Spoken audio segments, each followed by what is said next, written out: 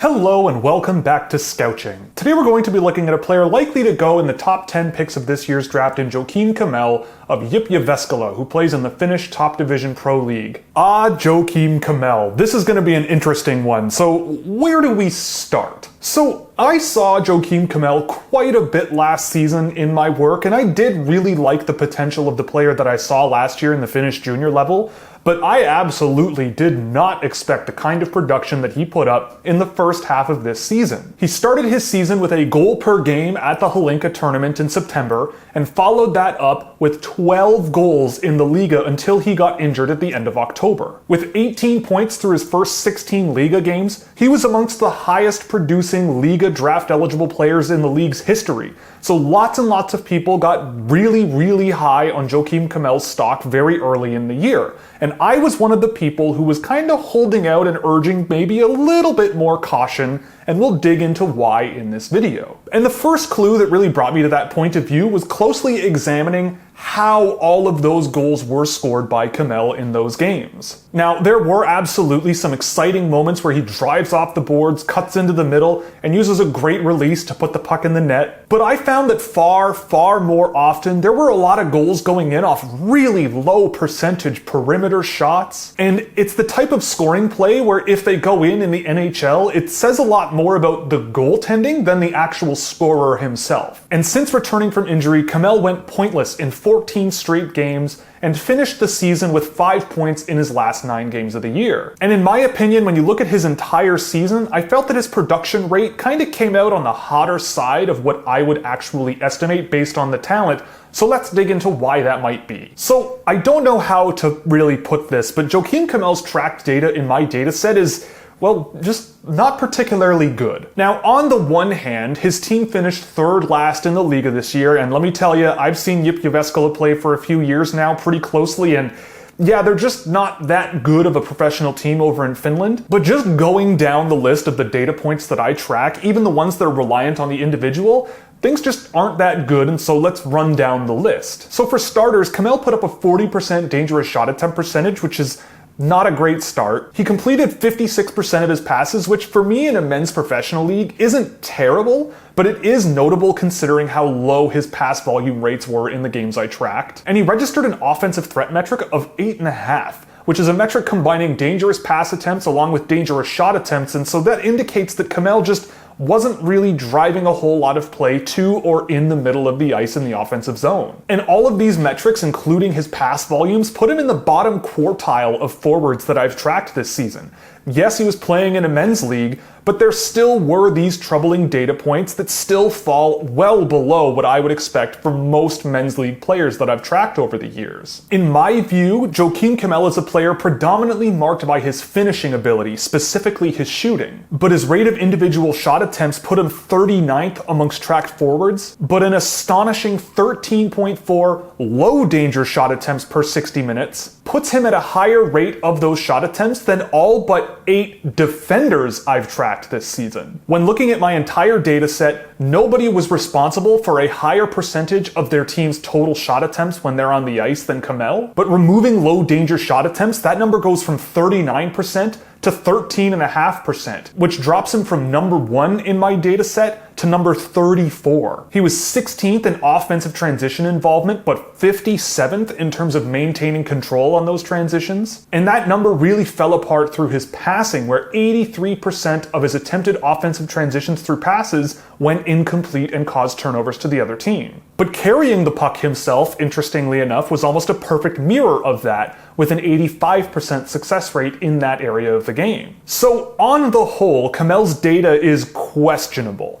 He is a player advertised and is a finisher, but has really troubling shot selection metrics and really questionable ability in terms of getting pucks into the offensive zone to generate those scoring chances in the first place. He's well involved in transition going both directions, but results are mixed to average. There's low pass volume, low pass completion, and there are just a lot of question marks, but this is a player that still remains ranked in my top 10, so let's find out why. The first thing to me that I want to point out about Kemell is that this is a player that has a strong sense for puck protection along the boards. He He's not a player who's just a high flyer who desperately needs open ice to play with. He can grind out play along the boards, trying to find space for himself and try to engage in prolonging offensive cycles. He shows resilience under pressure and an ability to use his body to gain advantageous positioning and win races to loose pucks and beat out other defenders. And those strong offensive transition numbers when it comes to carrying pucks himself comes from a lot of head and body fakes and shiftiness on his frame, and a bit of agility here and there to create lanes and draw defenders in and out of those lanes and finding space in transition to carry pucks effectively. Kemell may not be the highest pace player I've ever seen in the world, but he is a relatively solid paced player who likes to play at a comfortable rate, and he adds on top of that an ability to keep defenders guessing with a variety of different skills he brings to the table. And when putting it all together, the promising side of all of this is that I do see signs of an ability to get into the middle of the ice and create dangerous chances for himself here and there. It's just something I want to see more.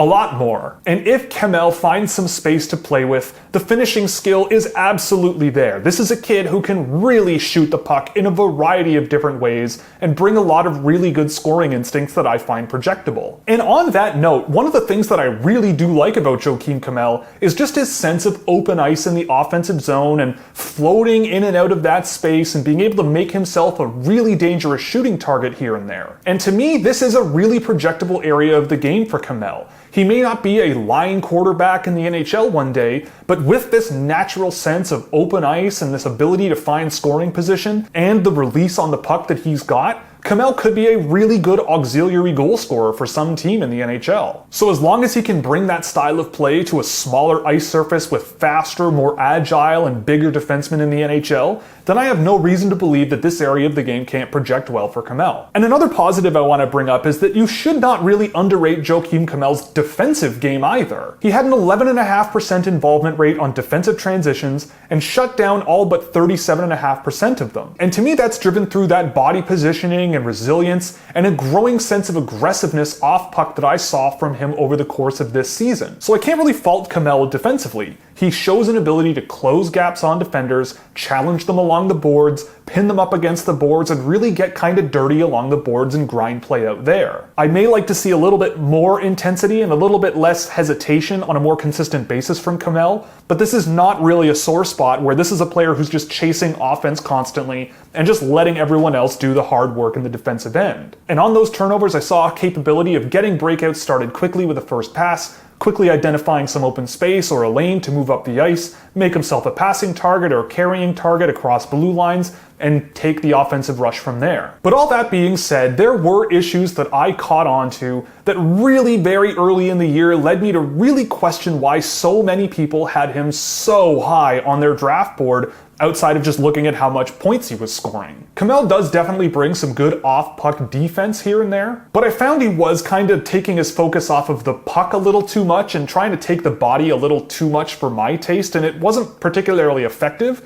This might not necessarily be a bad thing if he gets a little stronger on his feet and does want to play a little bit more of a power game, but when he kept things a little simpler, more focused on the puck, and kept the physical play to the boards, I did find him a little bit more effective, and I found that when he does get a little too physical trying to chase physical contact defensively on cycles, he tends to bounce off guys a little bit too much and should probably focus on stick play and pinning guys to the boards in those situations. And Kemell's brain also brings a strong sense of defensive responsibility when defenders go and pinch in the offensive zone. He gets back to the blue line and covers on potential breakouts, but he does have a few issues with his agility and lateral mobility if those breakouts start coming his way, and it got exposed a few times, but I don't expect this to be a major part of his job in the National Hockey League, but it is something to note once it happens. But Kemell is going to be relied upon in the NHL as a scoring option, in my opinion, and the defensive game is, I would say, good enough, and there are decent positives, but from here on is where I think there are legitimate problems with Kemell's game that will need some work. So when he isn't off puck and playing as a catch and release shooter,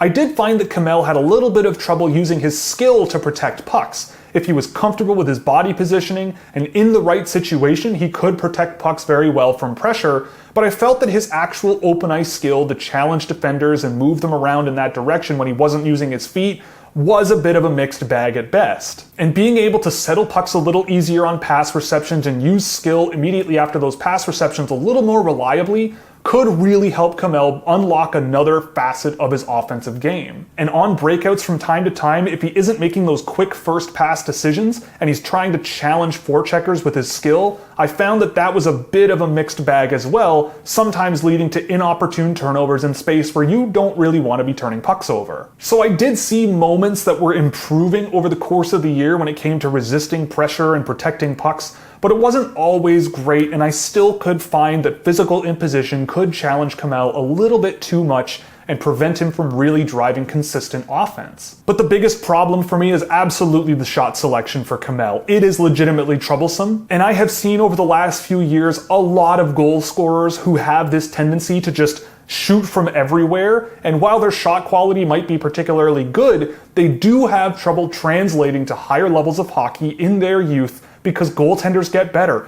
defenses get better, they give you less time to think, and there's just fewer options to score from low danger areas. There are just countless examples I could show you that I found of Kemell firing pucks from all over the place, especially when it wasn't really necessary to do so, killing an offensive rush's momentum, killing his offense in that shift, causing unnecessary stoppages, and just really limiting his ability to generate offense at 5-on-5 consistently. So when you combine all of this with his transition skill being a mixed bag and all of the other things I've gone over, yes, he's playing in a men's league, but the problems are still there and will need to be worked on in my view. But I do also want to close this section of the video by saying that while there are, I would say, a lot of areas of concern, there are still really interesting parts of Kemell's game that you can write home about. In terms of an individual player who can maintain possession pretty well like Kemell can, the natural nose for space in the offensive zone off puck and making himself a scoring threat, the quality of his release when he does get those shot attempts in dangerous space, and